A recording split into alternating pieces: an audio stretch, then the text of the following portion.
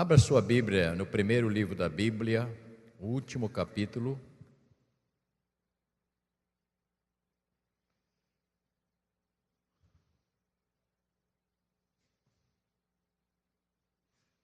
Capítulo de número 50 do livro de Gênesis.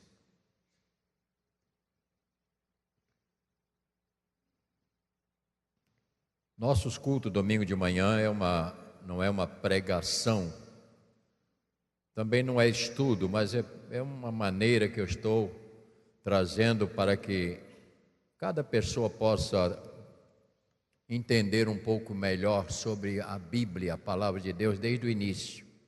Nós temos para isso CETEB, temos CIAB, temos tantas outras reuniões, mas é preciso que a gente se familiarize. Eu falei sobre a vida de José, seu nascimento, e agora chegou o final da vida de José e nós vamos falar do início de um outro homem que Deus se levantou após José. Então, capítulo é 50, verso 1 até verso 8. Vamos fazer leitura responsiva. Lamento por Jacó e o seu enterro. Então José se lançou sobre o rosto do seu pai e chorou sobre ele e o beijou. Verso 2.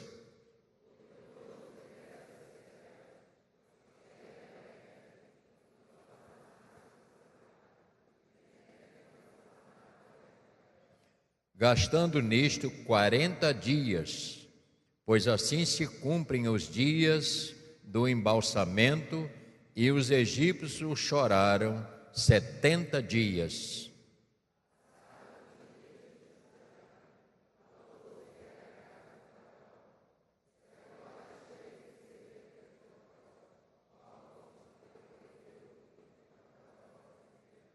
Meu pai me fez jurar, declarando: eis que eu morro no meu sepulcro que abri para mim.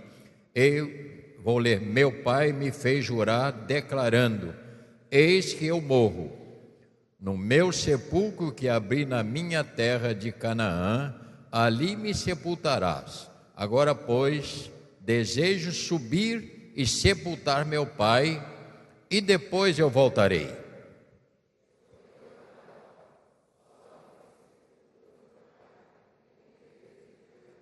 José subiu para sepultar o seu pai, e subiram com ele todos os oficiais de Faraó e os principais da sua casa e todos os principais da terra do Egito, como também toda a casa de José, seus irmãos e a casa do seu pai. Somente deixaram na terra de Gósen as crianças e os rebanhos e o gado. Capítulo 50, verso 22, agora nós temos a morte de José. Está na mesma página, aparece aí, né? Então diz aqui sobre a morte de José. Mesma coisa, responsiva. José habitou no Egito, ele e a casa do seu pai, e viveu 110 anos.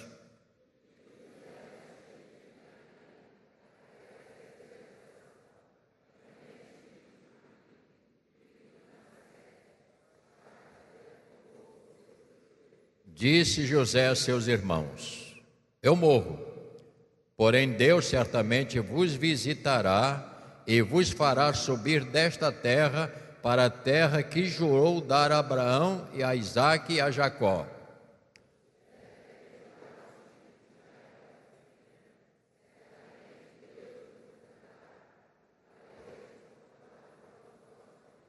Morreu José da idade de 110 anos, e embalsamaram e o puseram num caixão no Egito. Oremos. Nosso Deus e Pai, estamos diante da Tua palavra, de uma história que não é uma história popular, mas é uma história de vida, é uma história de alma. Por isso, Pai, abençoa-nos para nós absorvermos esta palavra e trazer para dentro do nosso coração, do nosso sentimento, a vida que o Senhor tinha com aqueles homens e trouxe até nós. Por isso, Pai, abençoa em nome de Jesus. Amém. Podeis sentar, meus irmãos.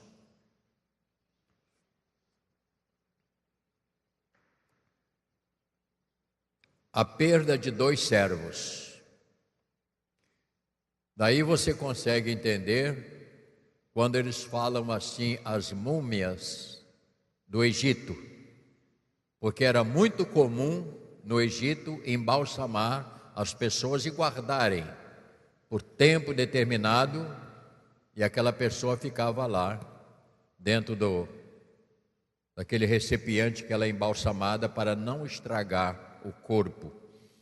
Então aqui você descobre, Jacó pediu, vocês me levem para a minha terra, e José depois pediu, jurou que eles levassem os ossos deles, para que também eles não ficassem ali, fosse para seu determinado. E José fez uma profecia, dizendo, eu vou, mas Deus vai visitar a vocês. Isto aconteceu depois de muitos anos, quando todos foram tirados do Egito e foram levados então para a terra que Deus tinha prometido lá atrás, a Abraão, a Isaac, a Jacó, e José chega até o Egito. Então é para nós pensarmos esta manhã. É importante observar como o Senhor Deus veio conduzindo as gerações desde o Éden para chegar até ao Calvário, fazendo a entrega do seu próprio Filho para resgatar todo ser humano que nasceu na condenação e ainda nasce, ou seja, uma sentença de morte. Então essas coisas a gente às vezes pensa, desde o início, quando o homem pecou, Deus começou a trabalhar para que ele pudesse apagar o pecado cometido por Adão, que levou o ser humano a ser escravizado.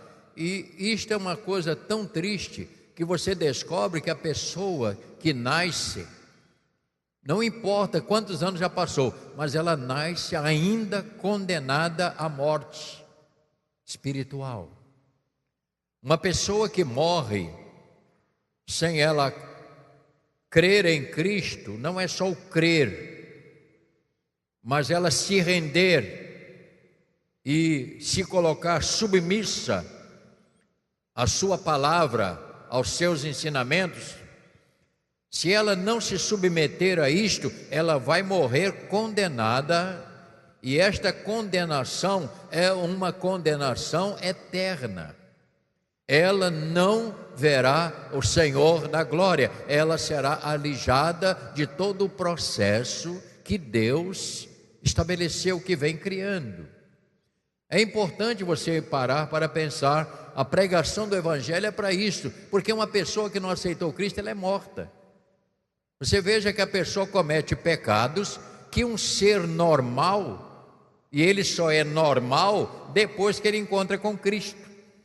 Antes ele não é uma pessoa normal. Por quê? Porque ele está sob as influências, sobre o espírito deste mundo. E você descobre então, dentro deste mundo que você vive, a maldade, como ela existe de uma maneira tão acelerada.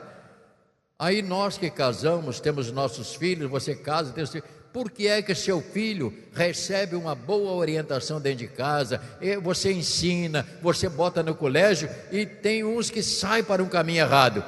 O que é que está errado? Não foi só o seu, você ensinou bem, mas acontece que ele tem uma marca da morte na sua vida. Ele nasce com a marca de morte, para cometer pecados. Não é só pecado de matar, roubar, é outras coisas bem mais perversas. Principalmente, um maior pecado que eu creio é um homem rejeitar a salvação em Cristo Jesus. Este é um pecado para a morte. É um pecado que destrói definitivamente o ser humano. E aí é a razão de nós pregarmos o Evangelho. E eu não gosto desse evangelho que, vem para Jesus que você vai ter isso, vai ter aquilo. Jesus não ensina isto. Vem, toma a sua cruz. Jesus ensina: quem quer vir após mim, tome a sua cruz e siga-me. Quem quer me seguir tem que largar pai e mãe, você tem que largar tudo para trás e fazer a opção única de seguir ao Senhor. E aí é um sofrimento. Qual é o sofrimento? Que a nossa natureza carnal, ela custa ser controlada ou domada, porque a nossa natureza, ela é uma natureza de perversidade, de que ela se alega com as coisas que não prestam. Você pode descobrir. Eu ontem fui lá no Ceasa de manhã, de vez em quando eu vou comprar algumas flores e algumas coisas que eu preciso comprar lá. E eu parei minha caminhonete lá num lugar lá e tem a turma que guarda o carro. Eles ficam ali, mas, meu Deus do céu, tudo com a cara cheia de cachaça. Aí o camarada, pode. Eu levo na esportiva, né? Eu sei que ele está querendo um troco para beber mais uma. Mas você não pode brigar com esse. Aí ele veio, tossindo com o cigarro na mão. Primeira coisa, joga essa chupeta fora. Aí olhou para mim, joga esse. Não, rapaz, tu vai morrer com falta de ar, rapaz. Você vai querer respirar e não pode. Esse cigarro vai desgraçar a sua vida. E ele ficou assim. Mas como é que eu vou resistir? Eu como um pãozinho ali com manteiga, um cafezinho, eu tenho que fumar. Rapaz, você já viu o cigarro entrar na sua boca? Você que é um fraco. Você compra ou pede os outros? Você não é homem? Aí eu peguei pesado. Você não é homem, cara? Que homem é você que um cigarrinho te vence? Que homem é você que uma garrafinha, uma cachaçinha te vence? Não aguenta. Isso é coisa de gente que é fraca ou está sob o domínio maligno. Brinquei numa boa. E ele joga o cigarro fora, mesmo que eu falo brabo. Não fico falando, eu falo brabo. Fala, rapaz, joga essa fumaça na minha cara, não, cara? Mas aí dei 5 a ele. Pelo menos dá para comprar uma garrafinha a mais. Mas eu deixei a mensagem. Eu falei com ele, isso é uma desgraça, isso vai te matar. Você tem que entender. Então, você às vezes tem a oportunidade de falar, eu sei que esta palavra vai ficar nele. Vai ficar dentro dele, ele vai sair dali pensando. Portanto, segundo aspecto, eu quero convidar os irmãos para acompanhar a história e vida de um grande estadista chamado Moisés. Mas antes nós vemos como Deus preparou o lugar para formar os seus descendentes, que era descendente de Abraão, que seria preparados para a jornada. Então agora você entende que aquela ida para o Egito foi uma estratégia de Deus. Ele levou todo aquele grupo dele, que entrou lá no Egito, uma média de 70 pessoas deles, onde eles iriam ficar durante 7 anos, sendo sustentado por José, e ainda depois da morte de José. E foi dito para José dar o melhor da terra. O faraó disse, dá o melhor da terra para eles habitarem. E aí todos tiveram lugar para habitar, dado por Faraó, por causa de quê? Por causa da fidelidade de um homem chamado José. Olha como Deus faz. Deus sempre tem o guia, aquele que vai abrindo os espaços. Ele foi para lá e duraram muitos anos.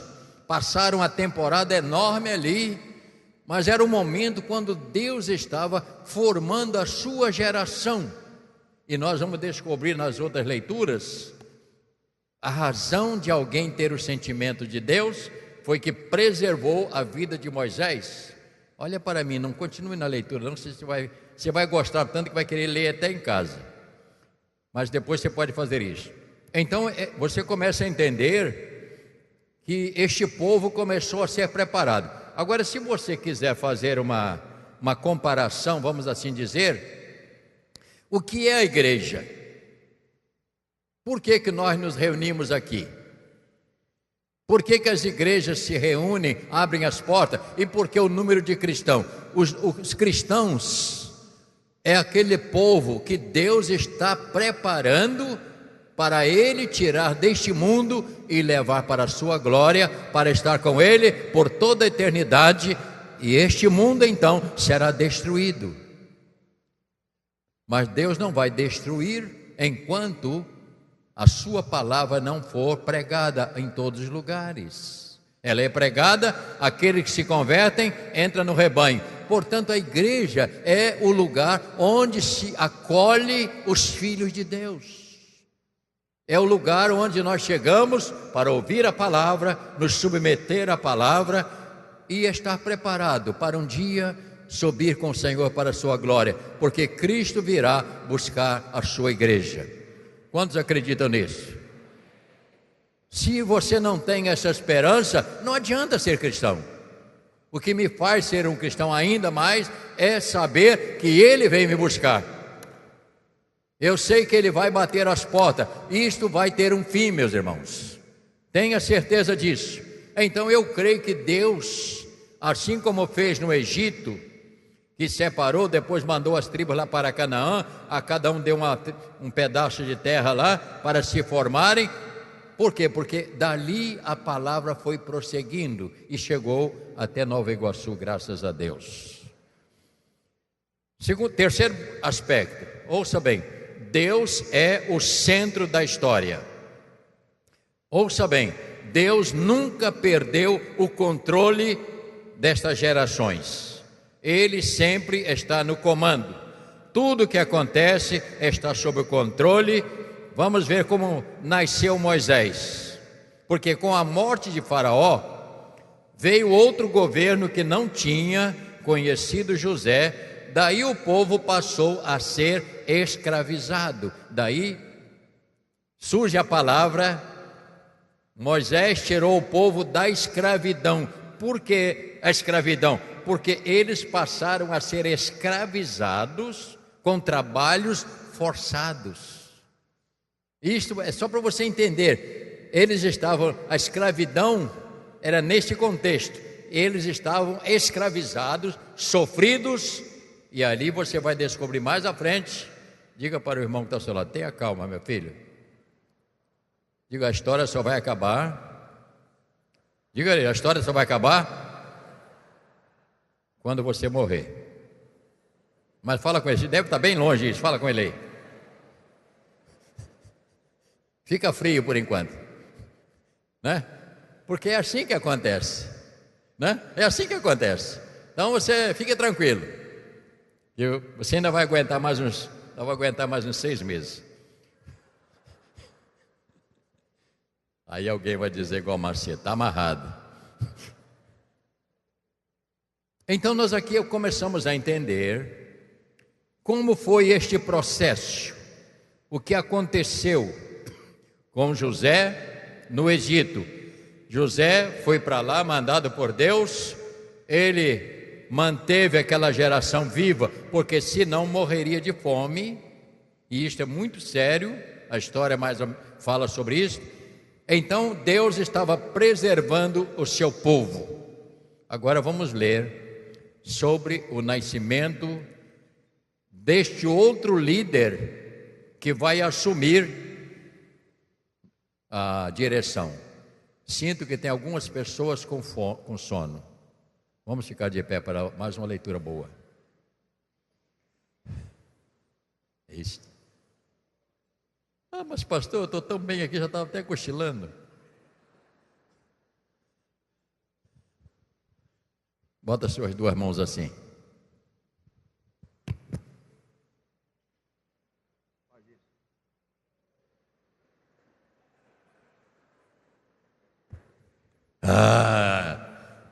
Foi boa essa? Foi boa? Não é isso? Capítulo 1 do livro de Êxodo.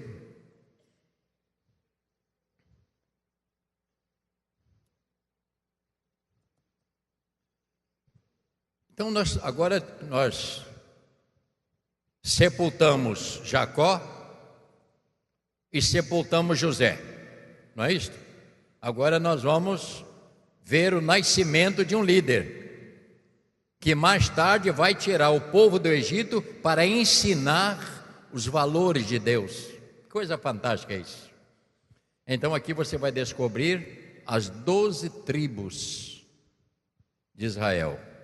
Leitura responsiva até verso 22, todo o capítulo para você entender como nasceu Moisés.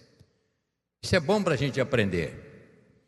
São estes os nomes dos filhos de Israel que entraram com Jacó no Egito.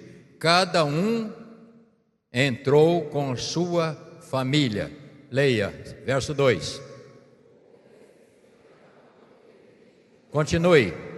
Isacar, Zebulon, Benjamim, Dan, Naftali, Gad, Asser.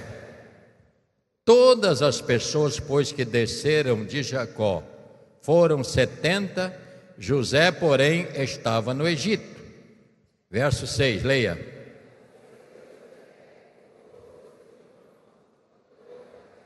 Mas os filhos de Israel foram fecundos, porque aquela mesma promessa de Deus, olha para mim no instantinho, não tenha pressa não. Aquela mesma promessa, quando Deus criou o homem e a mulher, o que ele falou? Crescei e multiplicar. Essa é uma lei divina. Essa é uma lei divina. Então você descobre que de 70 vai sair uma quantidade de gente lá do Egito. Então vamos seguir com esse raciocínio, pensando sobre isso.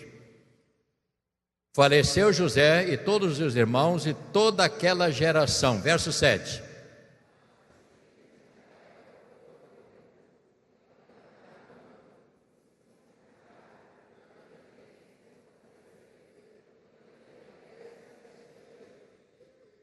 Então aqui você tem um outro princípio. Eles passaram a ser em maior número do que os egípcios. Quer dizer, eles estavam dominando. Entremente se levantou o rei sobre o Egito. Se levantou o novo rei sobre o Egito que não conhecera José. Verso 9.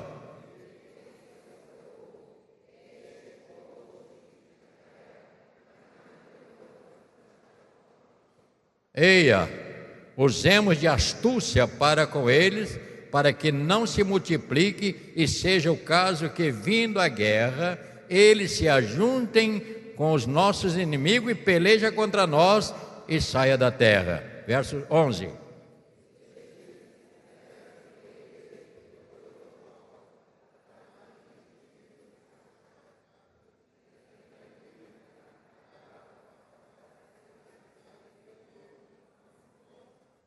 Mas quanto mais o afligiam, tanto mais se multiplicavam e tanto mais se espalhavam, de maneira que se inquietavam por causa dos filhos de Israel.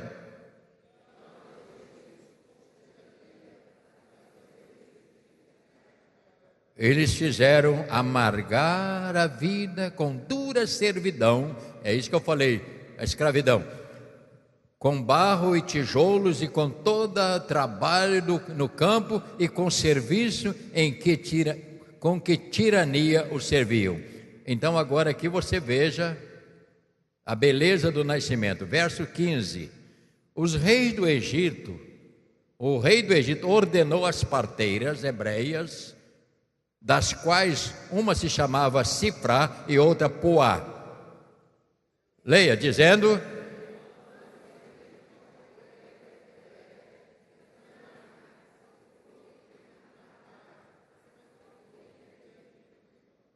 você está vendo o espírito daqueles que não têm Deus? Esse é o espírito deles lá, de mandar matar. Verso 17.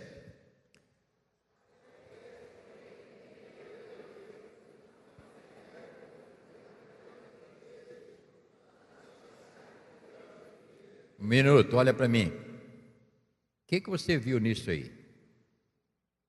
Aqui na frente, nosso jovem. O que você viu nesse versículo?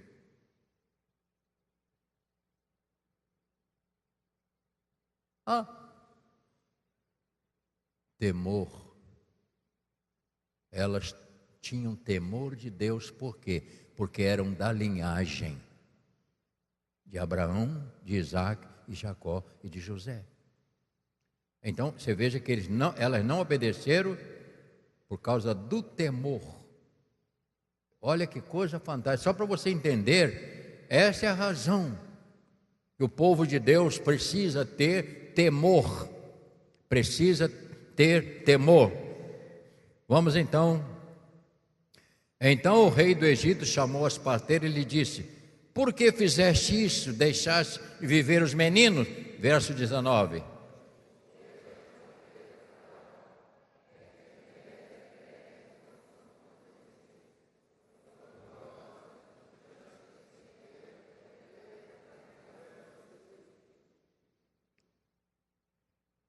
E Deus fez bem às parteiras, e o povo aumentou-se e se tornou ainda muito mais forte.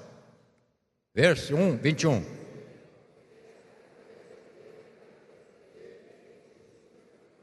Então ordenou o Faraó a todo o seu povo, dizendo: a todos os filhos que nascerem dos hebreus lançareis no Nilo, mas a toda filha deixarei viver. Meu filho, se você nascesse naquele tempo lá, tu ia ser passado cerol, meu filho. Você não ia tomar nem uma mamadeira. Pode ir sentar no instante. Não continua a leitura, senão você vai querer saber como é que nasceu Moisés. Esse é assunto para depois. Você descobre que quando Deus está no controle, as coisas funcionam. Deus no controle, as coisas funcionam. É para você entender que você não está aqui por acaso. Você está aqui porque Deus vem conduzindo a história, e esta história aconteceu e chegou até você. Você hoje faz parte da história. Ele te chamou, te escolheu para servi-lo. Então você deve glorificar a Deus, porque você foi alcançado pela palavra do Senhor. Portanto, com a morte de Jacó e José,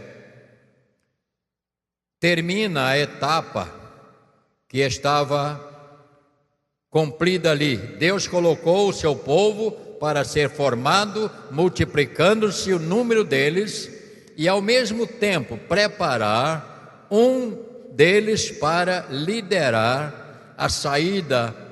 No caso, foi Moisés. Então, você descobre que Deus não bota um estrangeiro para liderar. Deus bota gente que está dentro da linhagem. Moisés vem da mesma linhagem que está ali. Mais tarde você vai saber de que lugar nasceu Moisés, quem era o pai e a mãe, a que família pertenciam. Porque é muito importante você ter a história nesse contexto. Olha para mim, não leia não, por favor. Eu gosto de história, pois ela nos mostra as origens, e neste caso aqui, não é história vazia, mas nos mostra como o Senhor veio à frente de todos eles. Mais tarde nós vamos ver a saída deles, como Deus guiava lá na travessia, etc, etc. Então a história é uma história linda, porque ela não é vazia, ela é uma história de vida. Agora você vai descobrir 2 pontos. Se o povo não ficasse sofrido, eles iriam acostumar, mas Deus fez como faz a águia. Deixa eu te falar. Se o povo ficasse no Egito, tudo bem, correndo bem, e se os faraós não começassem a apertar, eles iriam ficar acomodados, não é verdade? Eles iam cantar aquela música do... Aquele que morreu, sanfoneiro. Depois do Gonzaga, Dominguinho. Eles iam cantar a música do Dominguinho. Ah, isso aqui está muito bom, isso aqui está bom demais. Por que que eles iam querer sair de um lugar que estava tudo bem? Mas Deus não deixa. Olha para mim, Deus não permite que um crente cristão seja acomodado. Se ele começa a sair do caminho, o Senhor coloca alguma coisa para despertá-lo, para atingi-lo, não para matar, mas para acordar e voltar ao bom senso. Então você entende que Deus sempre faz isso. Se Ele está no controle da história, Ele então não permitiu que eles se acomodassem. Agora ele estava com trabalho forçado, tinha que fazer tijolo, não ganhava salário, era só comida e ainda não podia nascer criança. Olha como Deus faz as coisas. Deus não deixa ninguém acomodado. Graças a Deus por isso. Portanto, se o povo ficasse ali, o que é que a águia faz com seus filhotes? Quando já leram a história da águia? Poucas pessoas. Você não gosta de história não, rapaz? Eu gosto de história demais. Eu seria um bom historiador se eu tivesse me dedicado a estudo. Eu gosto de história. A águia, ela faz os seus ninhos num penhasco, o mais alto que puder das montanhas, na pedra. E quando ela vai fazer o seu ninho, ela leva um bocado de espinho e bota embaixo do ninho, trança tudo ali. Depois ela pega um bocado de um material bem fininho, leve, tipo algodão, e forra o ninho todinho, para que os seus filhos não sejam arranhados. E ela fica lá. Também nada consegue chegar até ela. Os filhotes são mantidos. Mas quando o filhote começa já a bater asa, ela traz todo dia comida, traz peixe, traz coelho, ela varia o cardápio dele, traz muita coisa. E eles ficam acostumados, quando chega...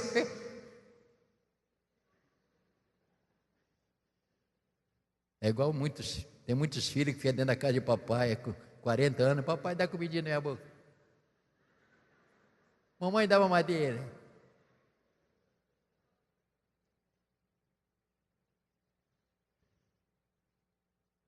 Eu sei que aqui não tem ninguém assim. Chega um momento que você não pode ficar mais no seu ninho. Você tem que sair, cuidar da vida.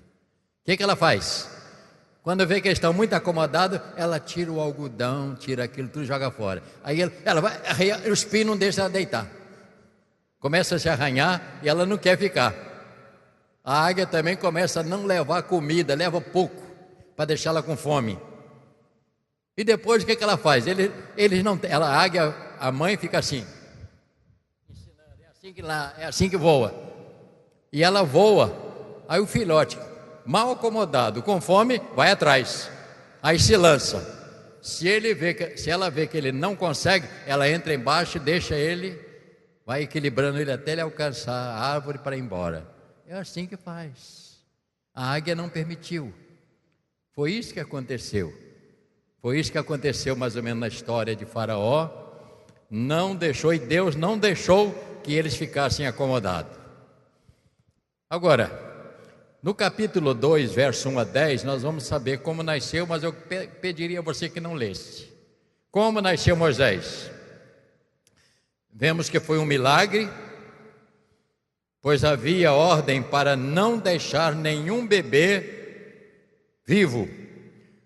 Então nós temos aqui, ouça, não leia, por favor, não leia, você vai querer ler agora, não pode, agora é pecado. Olha para mim.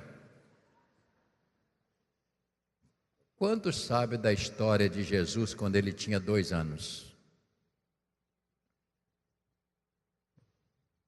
O que aconteceu? Vamos lá, pergunta aqui o jovem de calça vermelha. Quem olhar para baixo, eu pergunto: o que aconteceu com Jesus quando tinha 2 anos? Para 3 anos. Você não está lembrado, não? Quando os magos foram lá e não trouxeram notícia, Aí ele falou assim: vamos fazer o seguinte. Ele deu uma ordem para matar todas as crianças de 3 anos para baixo, para poder matar tudo, porque ele não queria matar todos, eles queriam atingir Jesus. Aí o que o Senhor fez? O Senhor mandou um mensageiro dizer para José e Maria: olha, pega esta criança, cara, se esconde, porque o rei vai passar o cerol.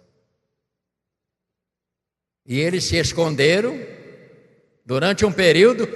Quando passou aquilo, ele pensou que tinha acabado tudo. Agora pode voltar, que já passou a fúria do rei. E agora ele foi preservado. Você está entendendo? Esta é a história. É a mesma história que aconteceu com Moisés, porque Moisés é um antitipo de Jesus. É a mesma coisa. Assim como Moisés guiou o povo, o Senhor Jesus está guiando a sua igreja. Você tem que entender a história. É assim que funciona a história. A proteção de Deus, o cuidar de Deus. Isso você não aprende, não está na revista não. Estou tentando dizer para você, a grosso modo. Mas este foi o resultado. Podemos então dizer que Moisés foi um antitipo de Jesus. Está registrado em Mateus 2, 13 e 23, não precisa. Deus é sempre e é Senhor da história. Repita comigo: Deus é o Senhor da história. Ele nunca perdeu o controle. E enquanto Ele não te colocar na eternidade, Ele vai cuidar de você, para que você não se desvie e se aparte dos caminhos do Senhor. Quantos querem saber mais detalhes do nascimento de Moisés? Levante a mão. Próximo encontro. Vamos ficar de pé, por favor. É lindo, irmãos. Eu aconselho meus jovens, se dedique ao conhecimento. Não fique só balançando a cabeça igual cambaleão. Os outros falam, você balança a cabeça, não. Procure estudar. Quero convidar os músicos para nós cantarmos mais uma canção.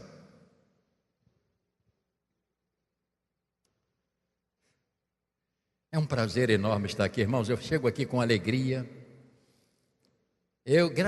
Deus tem me dado uma graça de nunca chegar aqui aborrecido. Eu não sou aborrecido. Eu sou um cara legal, assim. Tem dia que eu estou bem chateado. Mas você nunca viu eu brigar, eu só olho. Se eu franzir a testa, sai de perto. Mas como agora já está franzida por causa da idade.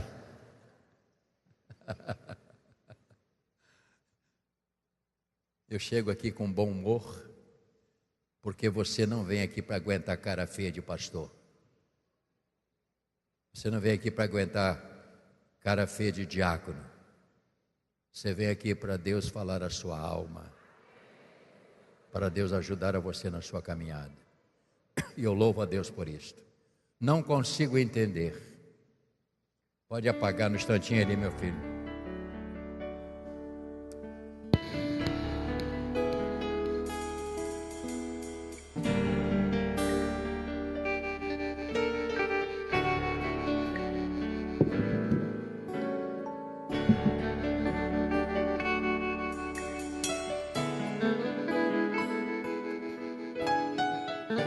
Essa canção é do grupo chamado Prisma.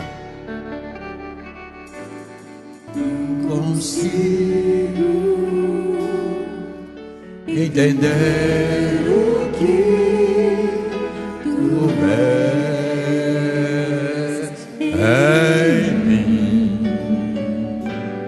ó Senhor. Eu não sou o que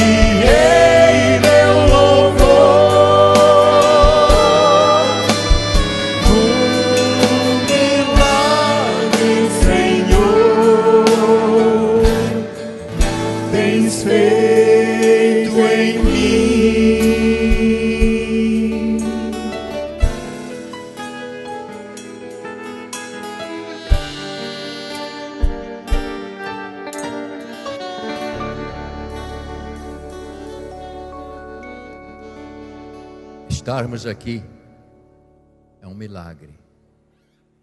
Porque se Deus não tivesse chegado à sua vida, talvez você nem estivesse mais existindo.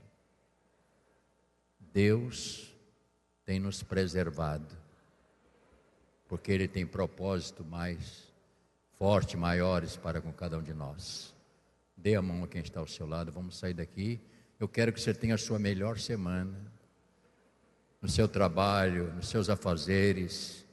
Deixe com você uma palavra. Continue acreditando em Deus, que Ele continua no controle. Quem está no controle não é Lula, não é Dilma. Quem está no controle não é deputado, não é governador, não é prefeito. Quem está no controle da história é Deus. E Ele sabe muito bem a hora que tem que tirar as penas do ninho, para que o ser humano acorde, para não ficar descuidado com a vida.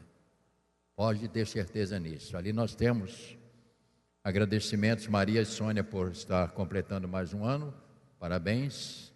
E também por restauração de saúde do seu neto, o Wellington, né? Por cirurgia bem sucedida. Luiz Roberto, por mais um ano de vida também, que estará completando nesta semana. Amanda Mendes, por ter completado mais um ano de vida também. E ali nós temos Rosimar, eu acho que é isso, ou Rosimar, por cura de câncer, glória a Deus. Tiago, por libertação, glória a Deus. Wagner, por cura de enfermidade no fígado e por libertação. Eu estou dando glórias a Deus porque vai acontecer um milagre. Cristiano Bernardo está na UTI, no Hospital da Posse. Nós vamos orar para que Deus opere em Bete, em Pedro, em todos que estão ali. E eu convoco a você para fazer essa oração juntos. Levante a sua voz em oração. Graças a Deus que você está bem. Ore por aqueles que não estão. Senhor amado, não queremos sair deste lugar sem antes agradecer o Senhor por esta manhã. E eu sou louvo ao Senhor, porque os irmãos, mesmo com chuva, vieram à casa do Senhor, porque, Senhor, o coração deles estava de estar na Tua presença. Portanto, abençoa cada um, Senhor, que veio aqui, vai sair daqui levando no coração alegre na sua alma. Lembramos daqueles que estão, Senhor, ali sofridos com enfermidade, por situações que às vezes, Senhor, traz tristeza na família, como sempre acontece. Pedimos libertação, pedimos cura, transformação. Coloca as tuas mãos em cada caso, como também os agradecimentos por aqueles que te agradecem por bênçãos recebidas. Senhor amado, eu quero te pedir por essas ovelhas do Senhor que estão aqui esta manhã, Pai. Senhor, abençoa cada um deles. Se porventura tem alguns aqui, Senhor, que esteja passando por uma situação, Senhor, coloca as tuas mãos de uma maneira milagrosa, para que essa situação seja acalmada e que passe esse temporal. Senhor, abençoa a jornada dos irmãos nesta semana, no seu trabalho, na empresa que trabalham, no seu negócio próprio. Senhor, abençoa, e nós declaramos hoje pela fé que nós vamos continuar crendo no Senhor, porque o Senhor é a nossa fonte, o Senhor é a nossa segurança.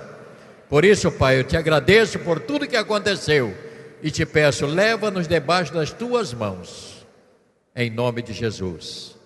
Amém. Amém. Que o Senhor te abençoe. Até logo mais, amanhã e durante a semana, todas as reuniões. Jovem, foi muito legal. Jovens, foi muito legal. A gente sabe que é assim mesmo, o início, a grupo e mais o grupo, muito bom. É assim que a gente vai. Convide os outros que não vieram para os cultos, faça um trabalho com eles. Eles precisam estar aqui para ouvir. Esses, não é sempre que você ouve o que a gente fala aqui, modéstia à parte. Eles precisam disso, a nossa juventude. Tá bom? Motive eles, tá bom?